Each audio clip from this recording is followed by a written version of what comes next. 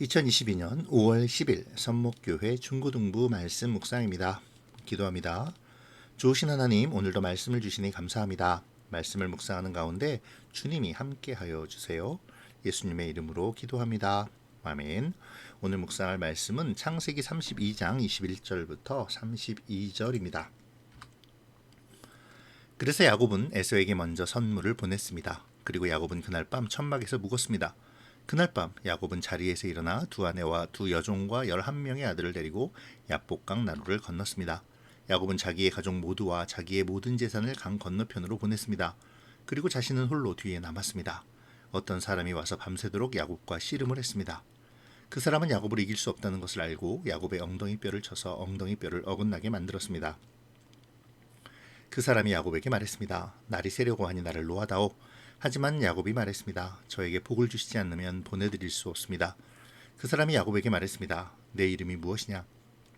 야곱이 대답했습니다. 야곱입니다. 그 사람이 말했습니다. 내 이름은 이제부터 야곱이 아니라 이스라엘이다. 내가 하나님과 씨름했고 사람과도 씨름을 해서 이겼기 때문이다. 야곱이 그 사람에게 물었습니다. 당신의 이름을 가르쳐 주십시오. 그러자 그 사람이 말했습니다. 왜 내 이름을 묻느냐? 하며 그 자리에서 야곱에게 복을 주었습니다. 그래서 야곱은 그곳을 브니엘이라고 불렀습니다. 야곱이 말했습니다.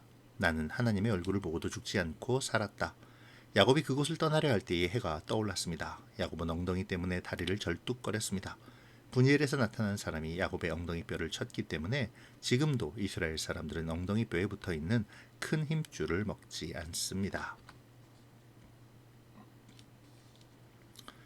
에서를 만나기 전 야곱은 여러 때에 나누어 선물을 보냈었습니다.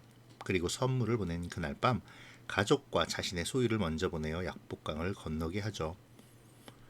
혼자 남아있는 야곱에게 어떤 사람이 나타나 씨름을 하는데요. 야곱의 엉덩이 관절을 어긋나게 하죠. 날이 새려할 때 그가 떠나려 하지만 야곱은 놓아주지 않습니다. 자신을 축복하기 전에는 절대로 가게 하지 않겠다고 붙잡죠. 그러자 그 사람이 야곱의 이름을 이스라엘, 곧 하나님과 겨루어 이겼다라는 뜻을 가진 이름으로 바꾸어주고 야곱을 축복합니다. 호련히 나타나 야곱과 씨름을 한 사람은 하나님의 현현, 그러니까 하나님께서 인간의 모습으로 나타나신 것이죠. 야곱은 그곳의 이름을 브니엘, 곧 하나님을 보았으나 나의 생명이 보존되었다라는 뜻의 이름을 붙입니다. 비록 엉덩이뼈가 어긋나 다리는 절고 있지만 그의 마음은 더 이상 불안하지 않죠. 하나님께서 친히 나타나셔서 야곱과 겨루었고 또 야곱과 함께 하심을 보여주셨기 때문입니다. 이제 야곱은 두려움 없이 형 에서에게로 향합니다. 비록 다리는 절지만 그의 얼굴은 하나님으로 인한 기쁨과 평안이 가득했을 것입니다. 에서에게 풍성한 선물을 보냄에도 불안해하는 야곱에게 혼자만의 시간이 필요합니다. 그는 가족과 자신의 모든 소유를 먼저 떠나보내고 혼자 야복강가에 있죠. 홀로 남은 야곱은 무엇을 하고 있었을까요? 오늘 성경은 직접 언급하지 않지만 야곱이 하나님과 씨름했다라고 표현하므로 야곱이 그냥 걱정만 하고 한숨만 쉬고 있지 않았음을 보여줍니다. 그는 혼자 남은 이 시간에 하나님께 간절히 기도하므로 하나님과의 독대를 청했죠. 그리고 하나님께서는 이 간절한 야곱의 기도에 응답하셔서 나타나시고 야곱과 씨름을 하십니다. 실제로 하나님께서 인간의 모습으로 나타나셔서 야곱과 씨름을 하셨는지 아니면 야곱이 간절히 기도했음을 이렇게 표현했는지는 알 수 없지만 야곱의 엉덩이가 어긋나 부러졌다라는 표현을 보면 하나님께서 어떻게든 야곱에게 나타나신 것만은 분명합니다. 어쨌든 하나님께서 야곱을 치시고 야곱을 떠나려 하실 때 야곱은 하나님을 붙잡죠. 그리고 자신을 축복해 주시지 않으면 절대로 보내지 않겠다고 강청합니다. 이에 하나님께서는 야곱에게 이스라엘이라는 나라와 민족의 이름을 허락해 주시죠. 언급한 대로 이스라엘은 하나님과 겨루어 이겼다라는 의미를 가집니다. 이는 진짜로 야곱이 하나님을 이겼다라는 것이 아니라 그의 간절한 기도를 하나님께서 들어주셨다는 의미이죠. 더 나아가 야곱을 통해 하나님께서 아브라함에게 약속하신 너로 큰 민족을 이루겠다는 약속을 구체화시키고 계심을 보여주는 것입니다. 사랑하는 친구들, 오늘 말씀을 통해 우리가 깨달아야 할 것은 무엇일까요? 약속을 지키시는 하나님이 야곱을 이스라엘로 삼아 주신 것이죠. 하지만 그 전에 우리가 깨달아야 할 것은 야곱이 하나님과 만나는 혼자만의 시간을 가졌다라는 것입니다. 야곱은 어젯밤에도 하나님께 기도했었죠. 하지만 그때에는 하나님은 침묵하셨습니다.